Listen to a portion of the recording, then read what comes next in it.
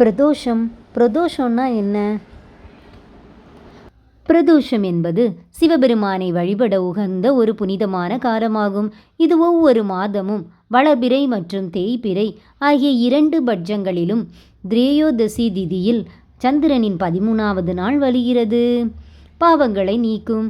பிரதோஷம் என்றால் பாவங்களை, அதாவது தோஷங்களை நீக்குதல் என்று பொருள்.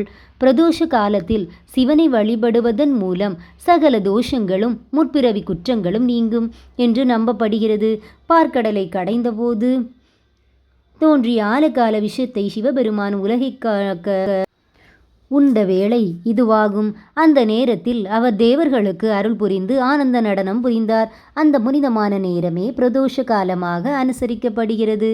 பிரதோஷ வழிபாட்டை மேற்கொள்வதன் மூலம் பிறவி குறைபாடுகளை நீங்கி மோட்சம் கிடைக்கும். பிரதோஷம் வரும் கிழமையை பொறுத்து அதன் பலன்கள் மாறுபடும். உதாரணமாக சனிக்கிழமைகளில் வரும் சனி பிரதோஷம் மிகவும் சிறப்பு வாய்ந்தது.